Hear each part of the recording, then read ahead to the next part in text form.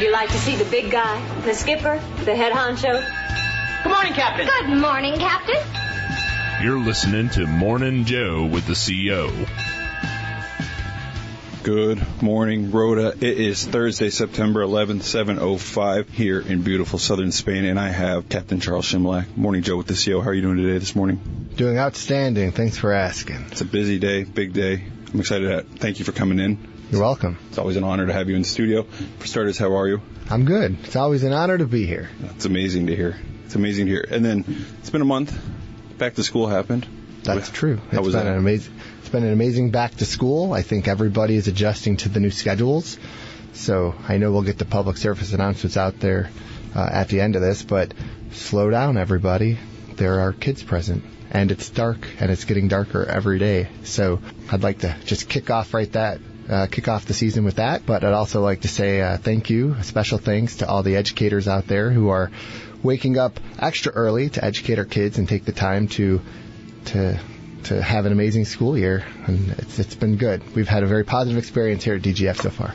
It's all of your kids' first year here. That's right. First year, first time all the children are out of the house, so we've got some adjusting to do, and like everybody else, of course, we have boxes from household goods move, so we're feeling all of it at the same time. That arrived? Yes. Oh, congratulations. Oh, thank you. It's such a long wait.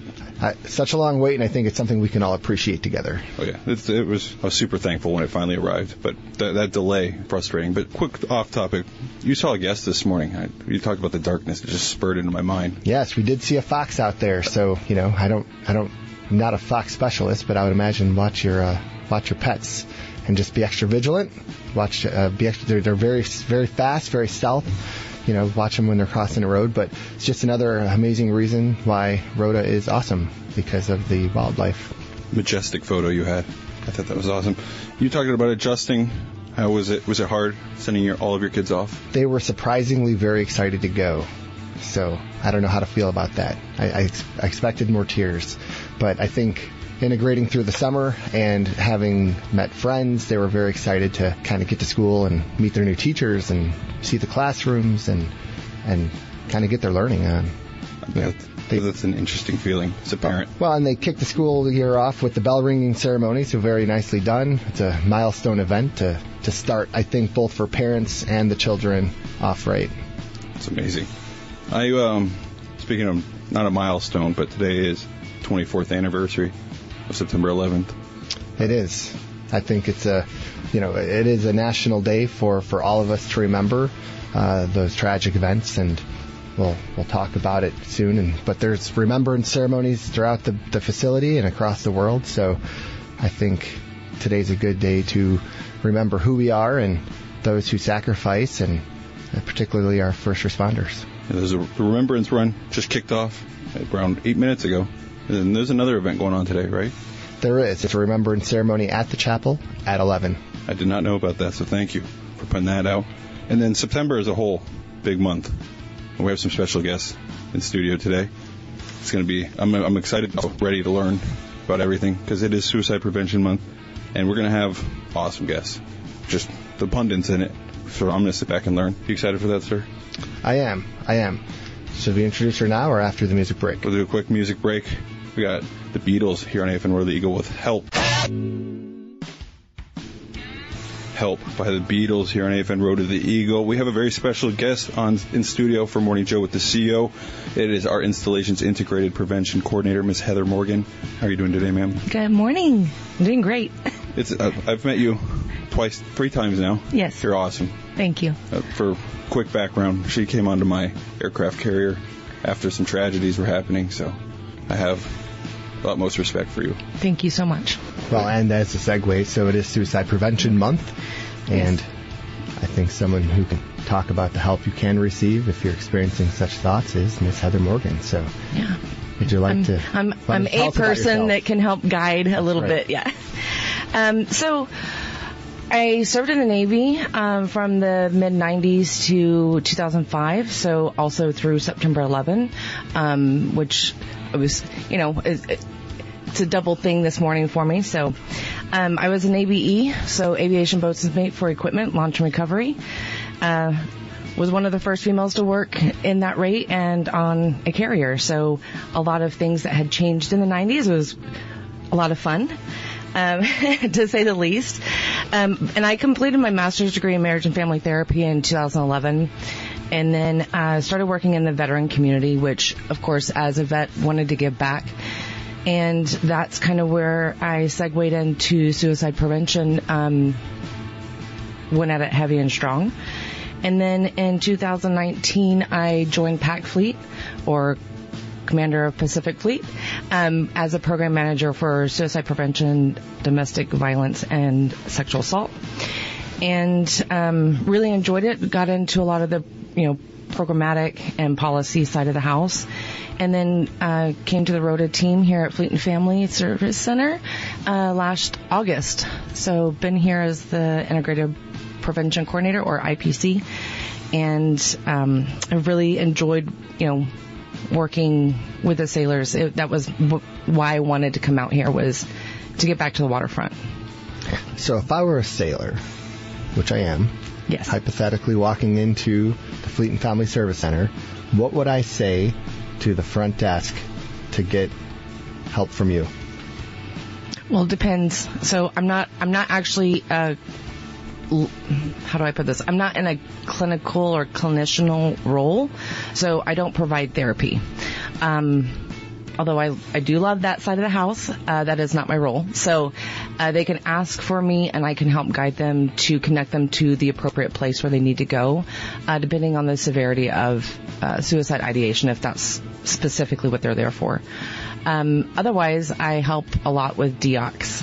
So understanding what the data looks like from that side of the house to correlate on bigger destructive behaviors, and bring that information, of course, to the triad throughout the different tenant commands to ensure that we try to get ahead of things, so that way we can actually put prevention activities in place. So I think there's two parts to that. It's one, you would never turn anybody away, and neither would the front desk. So if Absolutely you need services, you can ask anybody from the Fleet and Family Service Center, and they will get you to where you need to go. Absolutely. They will wait with you until we get the experts to help. Yes. What if you were a triad or a leader, supervisor on a ship? What can you provide that group, that leader, to apply to their if they have concerns with their sailors? So I am a master trainer for Safe Talk through Living Works. So I've been assisting the chapel with providing Safe Talk trainings. It's a 3-hour training.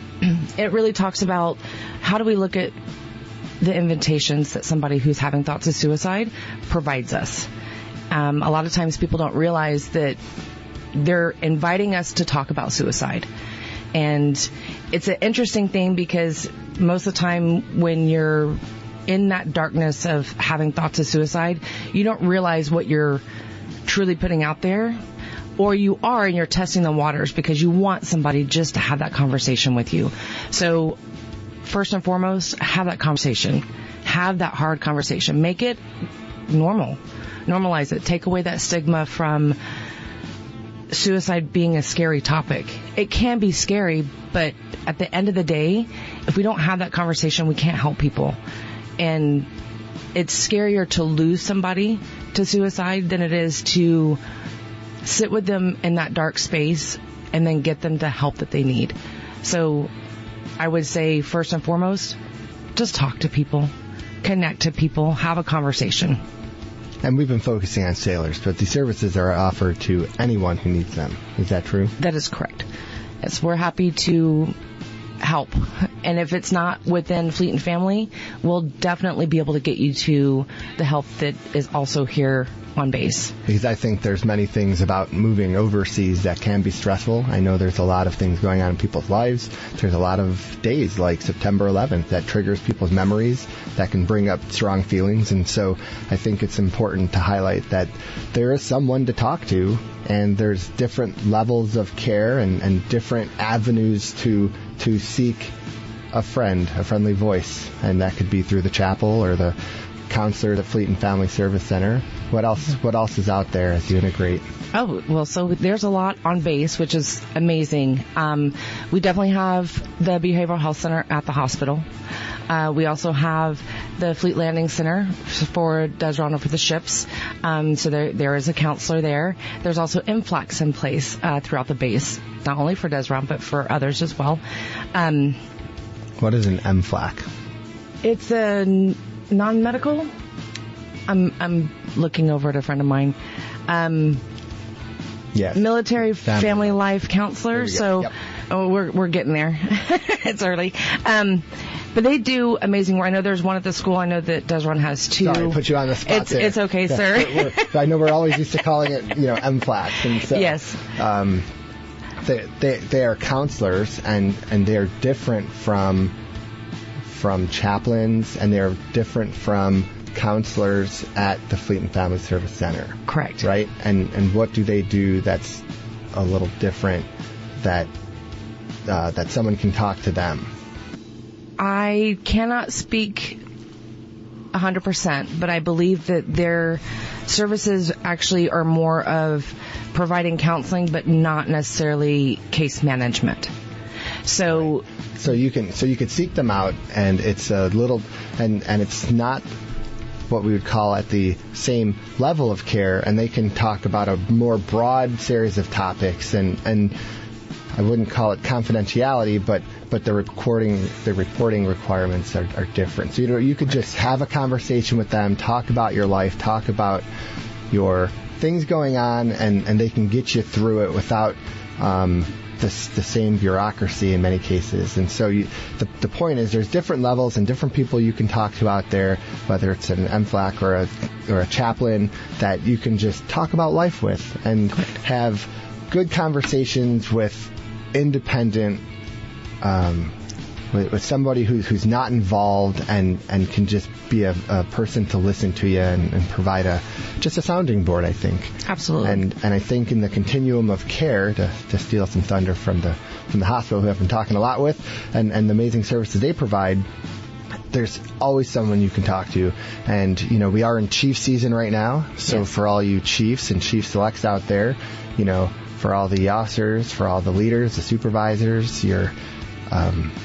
if somebody is asking you for help, I think we all have a role in counseling and mentoring and listening that we can play, whether it's to the family or to a service member or to some of our civilian workforce or maybe somebody even out in town. Absolutely. I know we go out into the community, we make friends, and maybe that friendly voice, learning Spanish, listening in Spanish, that could be the thing that changes someone's day. Absolutely. And that's all it takes, right? It's just, again, that conversation. But yeah, so other areas that you can reach out also is the Veterans Crisis Line. And excuse me, if you're stateside, of course, which we're not out here, but if you are, it's 988. And then if you are out here, you can use the 800 number, which is 800-873-8255. No, I'm sorry. Scratch that. 273-8255. So 800-273-8255. And then there's also Military One Source that you can reach out to. The crisis line does have a chat service as well. So if you're not keen on talking and you want to just chat type, then that's another way to also seek services, seek help. I think that's a new avenue and probably more comfortable for many people. With the chatting. Younger generation, yes, absolutely. I was one of the pioneers in LA when I was out there working for the Suicide Crisis Line as the crisis line manager. that was something that we started to roll out because we knew that there was a need. People were asking for it, so we made it happen. And over the years, it's come around and is much more robust than it was, back in 2014. So yes, back in the day. Back in the day. I heard about the chat, the texting. My wife, I was like, I think that's not as personal. My wife said it's actually probably better because if you are in the dark mindset, you don't want to call someone, talk to someone. So chatting actually is way more personal in a way. Yeah, I appreciate that you brought that up, because typically one of the things that we do see is when someone's in suicidal crisis and they have put a plan in place, it's very impulsive. So it just takes that one little trigger or that one little thing that just kind of puts that cherry on top for the person. The last thing they want to do is hear from people, because they're already isolating. They're already pushing people away that know that something is up. So chatting is, just reaching out without having to voice what's going on and being able to write it out sometimes is easier for a lot of people.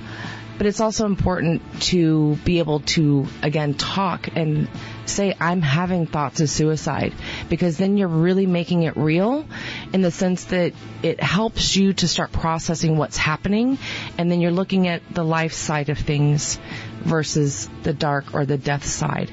So it helps individuals to start moving forward and seeking help.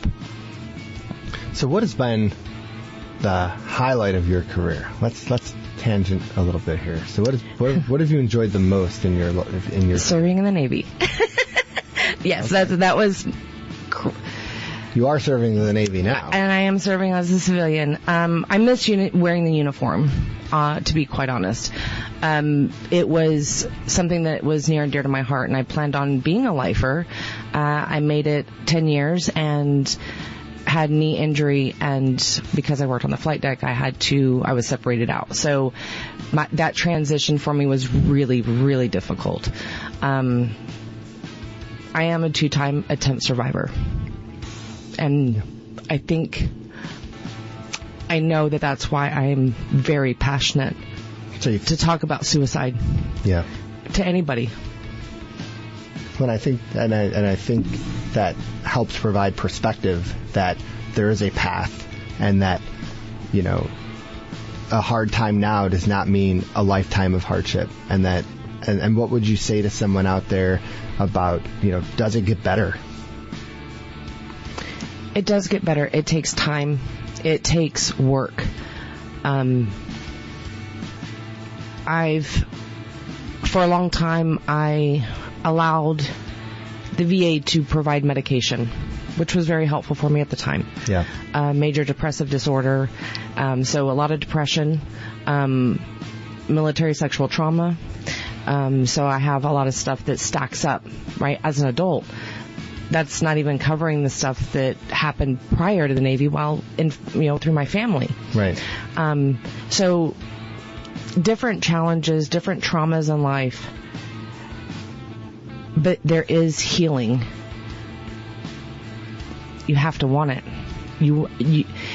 I got to the point where I was tired of hurting, and I knew that medication wasn't solving the issue. It was putting a Band-Aid on it. But the real work came from me. Came from going to therapy, understanding, growing, sitting with feelings that were icky, that I didn't want to feel, that I ran from for a long time. Was there someone who, or a position that you found the most comfort in to take the first step? Like who stepped out that you really think back and you can say, wow, they helped me get on path to get moving forward, or to start accepting? Started out with my lieutenant while I was in the Navy. He was a psychologist, and I really wish that I could have stayed connected with him. He was amazing in the sense of different perspective. Yeah. Right? Just having me look at stuff a little bit different. But it was still a struggle for a while. And then I had my master's degree, couldn't find work. For about 14 months, I was homeless with the master's degree, served 10 years in the Navy, and I felt like I was at a dead end. And then a miracle happened to me, and I think this was my biggest pivotal turning point, is I was hired on at the crisis center, the crisis line, as the crisis line manager. And it made me talk about suicide, which I refused for a long time to admit, to have that conversation. I would run from it. because I felt that I was being singled out, right, as the person who has problems. It is a hard topic. It's super hard. Many people are probably closer to it than they would admit. Not closer to having known somebody or having had it affect their lives. Absolutely. I think avoidance is easy. Running away from it is easy. And drinking. Yes, in our society of the Navy, like pulling into ports. Yeah. Drinking is unfortunately still heavy in our culture. Yep. And that was my out.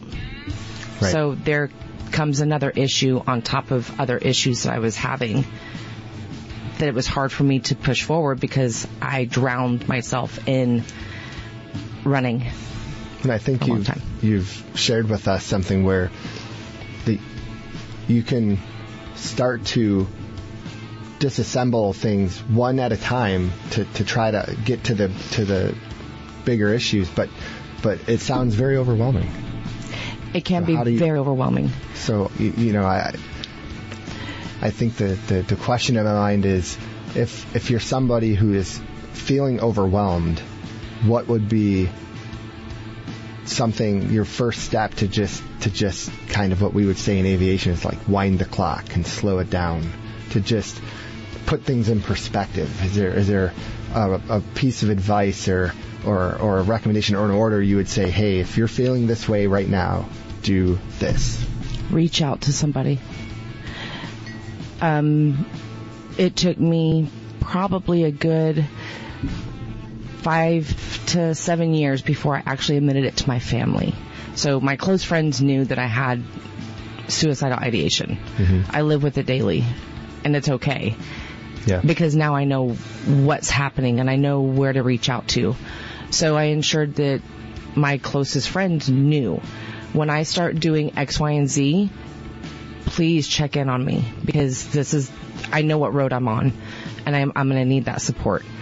And then when I finally let my family know, because of course there's shame and guilt behind it. Like, I'm shameful that, I suffer, or I wouldn't even say suffer anymore. I would say I'm growing from, right, depressive episodes. And whenever I was able to let my family know, it was almost that breakthrough of I have that support, and I really didn't think I did, right? Because, of course, going back, there's challenges in my family. So they were like the ones I knew were going to judge me the most. And I think that that's part of the issue for not reaching out, is there's judgment and shame behind it. And the reality is, you're not going to be judged. You may feel the shame, and you may feel that judgment's going to occur, but just know that the person that you reach out to is not going to judge you for that. They're going to be happy that you're coming to them with something that's so serious. We're talking life and death, right? That when you come and have these conversations and just say, I'm not adulting today, or I'm just really struggling to put my feet on the floor to get out of bed. It really makes a difference when you have at least one person that you know that you can reach out to say, I'm really struggling. And they're like, okay, what can I do to help? And it might not be anything. It might just be a short conversation. It might just knowing that person's there makes a world of difference. And I think there's the other side too, is if somebody reaches out to you for help, I think some people are afraid of that. Like, what do I do? How do I not let them down? And I would offer, stay with the person, mm-hmm. and then know that together you can find maybe someone else who is better emotionally equipped to handle it, or to share, or to let them share their feelings with you. Because I know everybody doesn't have the same emotions, and everybody may not feel comfortable because they're just trying to keep it together themselves, or our culture does not lean big into emotions. Correct. And so to have somebody come to you with strong emotions and strong feelings and strong concerns, I think a lot of our society is uncomfortable with that, and you don't have to be. You can be comfortable being uncomfortable, knowing that there's resources out there, and you don't have to handle it alone. You don't have to be the problem solver. Correct. Which I know for most of us is very difficult because we want to just fix it. Yes, and even realistically, even people that are in the field of suicide or suicidology, we want to fix stuff. We want to fix what's hurting you. Right. And a lot of times we can't. That's why I want to reiterate, having that conversation is important. You don't have to fix what's happening. You don't have to stress out or get overly stimulated in the sense of a crisis is occurring and what do you do? The building's not on fire for you to have to get everybody out. It's a conversation, right? It's like packing or making sure that you have a go bag ready, or you have your hurricane, kit, home kit ready to go. It's kind of the same thing. Having that conversation makes a huge difference. You don't have to have the answers. Most of the time somebody just needs to talk. You don't need to fix it. Just listen. But be okay sitting in the darkness with that person. And leaving your beliefs is my other thing. Leave your beliefs at the table when you're talking to somebody. Because, again, you don't know where everybody's coming from. So the person could be very spiritual, or they could be very religious, or they could, only care about animals. I don't know. Like you said, everybody comes with different perspectives, different backgrounds, and a different story. You've given a very hard challenge to many of us. Yes. Speaking only for myself, and that's to listen. It's to listen. It's very difficult. Without comment. Well, comment is one. Fixing is another. Right. True. So, where's the best way to reach you? You can reach me at Fleet and Family Service Center at Building 3293, or I would say DSM, but I think that's going away or has gone away. But the base number of 727-3232. Heather, thank you for your story. No, I appreciate being here, and I appreciate you, sir. Thank you so much. Thank you. Thank you for sharing and giving us the, a push in the right direction if we need it, and to remind everybody that it's okay to listen and it's okay to reach out for help. Yes, it's a sign of strength. It's okay to not be okay. Absolutely. We're going to take a quick song break. Everybody Hurts by REM here in AFN Road of the Eagle, serving America's best.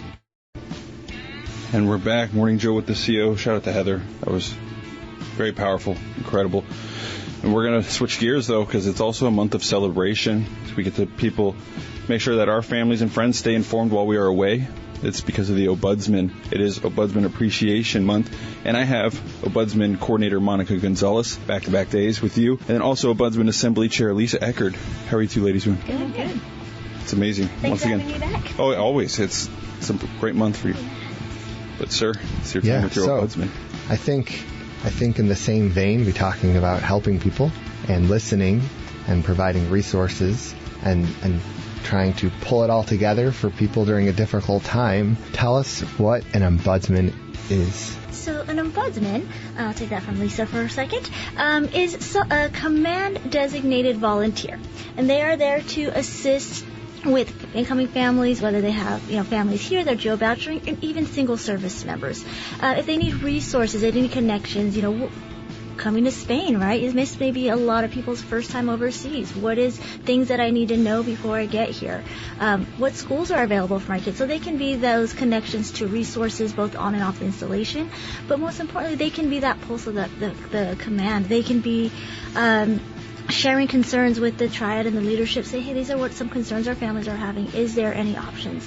And then, of course, getting any information from their leadership and spreading that with the families. So they're really that link to provide information and resources and just be that listening ear. What do you find is the most common question as an ombudsman that they would receive? Lisa, what do you think? I mean, I as the coordinator kind of work with all the ombudsmen, but I think that'd be a great question for Lisa. The most common question that... So, when you coordinate with the ombudsman or you talk to the many of the ombudsmen on base, what are they dealing with the most? What are they helping with the most? I think for me, it's a lot of the differences that they experience here living on a Spanish base. It's completely different than, there's the one aspect of being Oconus, but then there's that additional layer of being on a Spanish base. Things are a lot different here, navigating that, and we often get a lot of questions related to that. The passports, the no-fee passports. Definitely, I think that one comes up a lot, at least in the last 2 years. Visas. That have been here. Visas, yeah. I think there's, because again, if you've never been overseas, you're not really sure what you need. We hear the word passport, but they don't realize that there's 2 of them. Right. Or there's multiple of them, really. And what do those families need? So I think that's a common one. So are you saying Facebook is not the definitive source of information? It's like, I like to say social media is a great place for, hey, where are some places we should go to dinner, right? Where are some places I should visit while I'm in Europe? Or the best beaches. In the best beaches, absolutely. What are some local recommendations? Policy and procedure, we really, really would love, reach out to your ombudsman, reach out to Fleet and Family. Let's put you in contact with the experts for that. Because social media, it has its pros and cons, and we want to make sure, and I think one thing I always share with families, and the ombudsman, to kind of remind them, sometimes people are on there to help. I don't think anybody's going to put incorrect information purposely, but I think sometimes we forget that maybe we're an exception for whatever reason, right? There was an exception made for us, and now we think that's fact. And we're sharing information that may not be relevant for everybody. So we want to make sure, if there is questions about passports or anything for them, we reach out to your ombudsman. They'll put you in contact with that right organization or entity. So I realize I'm dating myself now with using, Facebook as a primary source, where you say social media, and I said, yes, that's probably the more in vogue term. I also use Facebook, but I have a 14-year-old, so I'm trying to learn the rest of them. So we're right there with you, sir. Yes, my 10-year-old, I'm trying not to learn yet, but so we talked about, a common theme with helpers is what I've come to appreciate is a no closed door policy. So if someone goes to an ombudsman, maybe the ombudsman is not the end source of information, but they get you to where you need to go. And so off the top of your head, what are, your 20 favorite resources? Just kidding. I have a couple. I'll put them on there. But yeah, I mean, could you rattle off things that come to your mind that, you are you're a mid-range experienced person, you're a brand new person to the area, civilian, sailor, maybe you're somebody from a different branch of service and you're here TDY or assigned to a different unit. I would imagine an ombudsman can help all of those people. Absolutely. You wouldn't turn them away. No, absolutely. So we like to call it catch and release type thing, right? They're going to guide you to where it is. So we're going to catch you before you fall, and then we're going to put you into, the ombudsman are going to put you, to where you need to go. I think, of course, we always recommend, and Lisa, correct me if I'm wrong, Fleet and Family is a great support, right? We're trying to be a hub, MWRs, of course, a military one source, it's another great catch and release kind of website because it shares all of DoD information and it gets you to where you need to go. Let's see, what's some other ones we use? For me, being part of the hospital community, it's the TRICARE online resource and making sure that folks know about that, or My Navy Overseas, My Care Overseas, just because we get a lot of questions, with translations and things like that. So I think making sure that we get them, from a hospital perspective so for me, that's a common one and a popular one that's always in my brain. So in those many resources you just provided, we talked about feeling overwhelmed before, and so I think what I'm hearing is you can go to the ombudsman and they will help work you through whatever it is that you're experiencing to get you to a resource or someone who can walk you through it. So you're not doing it alone, and you can find a translator both at the hospital and they will, if you're going into town. So it does not have to be an intimidating event that you're doing alone. Right. Absolutely. I don't want to put words in your mouth. No, that's absolutely right. It's that warm handoff that we're giving them to the resources that they need and the services that they need. But with that, I do just kind of want to reiterate, for transparency purposes, they are mandated reporters, like many uniform and many of us, right? So, we're human, and sometimes we sense a conversation is going to go down, a different road that we anticipated. So, I want to remind, our community that if the ombudsmen are sensing that conversation's going a specific way, alleged child abuse, domestic abuse, suicide ideations, homicide ideations, things like that, they may stop you and say, just want to remind you, I'm a mandated reporter. If we continue this conversation, I am mandated by law, to report. And it's not that they don't want to help you. It's they want to, especially for cases that can go restricted or unrestricted, like SAPR. We want to give that victim that opportunity to make a choice, right? And if they share too much information with the ombudsman, that choice is taken away from them, and we don't want that. So if the ombudsman ombudsmen are taught, if they kind of sense that's going somewhere, then just want to remind you, let me get you to this resource. And that way that a victim has a choice on what they do, because we want to make sure, we are not taking away. So just again, they are there to help. They will, and if they don't have the answer, they do definitely come and reach out to me. We try to find it together, even if it's an online resource. But we want to make sure that it is shared that they are mandated reporters. Can someone go to any ombudsman? Yes. So they can definitely go to any ombudsman. We have their roster shared, within the community. Their beautiful faces are at the necks, outside the wall. But they can go to anyone. Now, I do remind the ombudsman, if it is just for a resource, please share that resource with the community. If it's a command-specific concern, then we're going to warm hand off to that command's ombudsman and let them put it up the chain, just because, we don't want to step on anybody's toes. Try to sure. That train of command. But there is a priority of helping the person first, right? I mean, I know that sometimes there may be personality conflicts.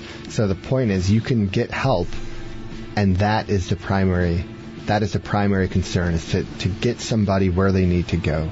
Absolutely. I think we've probably all heard of stories where someone's like, well, I went and asked for help and I didn't get any. And you're like, well, who did you ask? And maybe the first person misunderstood. Maybe they didn't quite ask for the right help, or was misunderstood. But you can ask any ombudsman; they will get you to help. But you could go into it with transparency and say, I'm asking help from you, and they can expect to receive help. Is that a true statement? Yes. And the way the ombudsman assembly, the community here is set up, they're all equal, right? They can all be a resource. But we also have Lisa, who is the assembly chair. So she is, another. Again, you made a great point about personalities. Well, maybe we're a small community. We all live together. Different vibe. It's vibing. It's not for me.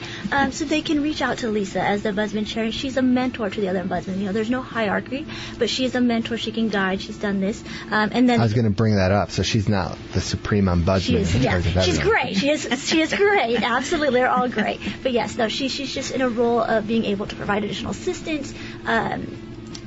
And then, if there's other questions, of course, they can always come to me. That's my role as well. But she's somebody that can help. And maybe I don't want to reach out directly to my ombudsman. I'm going to try the ombudsman chair, or I'm going to try Monica at Fleeing Family. So we are all there to assist, and she does a great job about it. Can we anchor on that for just a bit? Excuse the Navy pun. Let's talk about the hierarchy of ombudsmen. So if there's an ombudsman who's working for Navier, do they outrank the ombudsman here at NAVSTA Rota? There is the. Sorry, lost my train of thought. No, they're all equal, right? They're all equal for their program, for their command. So even if a command has two ombudsmen, like many of our ships do, because they're deployments and there's a lot more going on in that aspect, and get a little bit more usage. Both ombudsmen are equal. There's not hey, I've been here longer, I'm the lead. They come in as equals. Right. So I just wanted to reiterate that point. There's no architecture of ombudsman. An ombudsman is an independent entity for the command to bring the people to the resources, and to keep the triads informed of where they can be focusing attention. Yeah, right? Absolutely. And then, of course, the ombudsman can be used to kind of disseminate information that the command needs shared, in a multitude of media, social media, messages, whatever that ombudsman is using. So we recently had the Ombudsman Luncheon. It was a small way to celebrate and honor the ombudsman for the work they do, because like most people most helpers, they don't get very much recognition. No, yes. So, yes, last Friday we were able to go to La Plaza, and a lot of support from the triads on the installation that all have ombudsmen. And we were able to celebrate, right, with a nice little lunch and some cake, and give each command the time to give the recognition to their ombudsman. So every September is Ombudsman Appreciation. September 14th is actually the designated day for the Navy, because that is when Admiral Zumwalt signed that into fruition, and so we were able to celebrate and bring everybody together in a nice way. Thank you for all that you do. Once again, I tell you every time you came in this month, 1 month isn't enough to appreciate the ombudsman. No, they do a wonderful job. We have a really good group. And then stop by Fleet and Family Support Center for more information, or to see who's an ombudsman here on base, and then, well, that's actually the next. I'm mixing them all up, but Fleet and Family, to see you guys. If you don't know who they are, go to the next.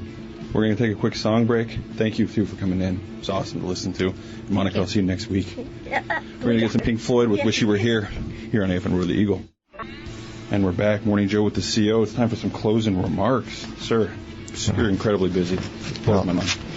All right. So there are a few public service announcements that I wanted to make, such as slow down around the schools. The children are out there. And Fox. Someone did cut off the base CO with his child the other day. That was your feet pass, my friend. Next time, you'll get a visit from the MAs. I do have eyeballs, and I see your license plates. Just a friendly reminder. MWR activities, housing pool, open normal hours, 12 to 1900. Be prepared to take a cold shower, it says. Slicks Theater, free movie Saturday at 1300 and Sunday at 1300. Pins for bowling with free shoes at the U.S. DoD ID card holder Saturday, Sunday, 10 to 1500. Everything's important, but things that you really want to know. Electric pole cleaning power outages in housing will happen Saturday, October 4th and Sunday, October 5th. What we have found is preventative cleaning of the electric poles across the installation prevents outages. So this is a good thing. Just be ready. The Navy 250th Historical Corner. On September 26th, we celebrate the 72nd anniversary of the signing of the Pact of Madrid in 1953, the foundational document that led to the establishment of Naval Station Rota, our home. For more than 70 years, Naval Station Rota has been a shining example of the power of the U.S. Navy's alliance with Spain. Finally, and last but not least, the Chief Petty Officer's pinning ceremony, Tuesday, September 16th at 9 a.m. in front of the galley. Come out and see the Naval Station Rota's newest Chief Petty Officers and Master Sergeants get pinned. It's a huge achievement, and I hope you can come out to support it. Last, I would like to have one more round around the room. Any closing statements? Just kind of continuing with Ombudsman Appreciation, the USO has graciously invited our Ombudsman today to kind of give them some appreciation, coffee and desserts and sweets, and give them a time just to mingle with each other, because they do so much for the community, but we find it very funny that they don't always know each other, in a personal aspect, because they're always working. So, thank you, USO, for their support. Ms. Heather Morgan? Just a really quick announcement that Anchored in Action, which is our ongoing campaign to talk about destructive behaviors, we're having a suicide prevention event at Penn's on September 19th from 1300 to 1700. It's a free event. Come one, come all. Wear civilian clothes, please. And come see what we have to offer and have some fun. Thank you. Thank you, everybody. It's been an amazing day. It's a good way to kick off September 11th, and remember that day for all of our that event in our nation's history. And back to you, DJ. Captain Chmielak, thank you so much. Heather, Lisa, Monica, thank you for coming in. It's been a wonderful show. Learned so much. And that's going to do it for the show. And actually, after this hour, we will go to satellite, have some commercials to be recording with Captain Chmielak. So this does it for this show. Thank you to everyone listening.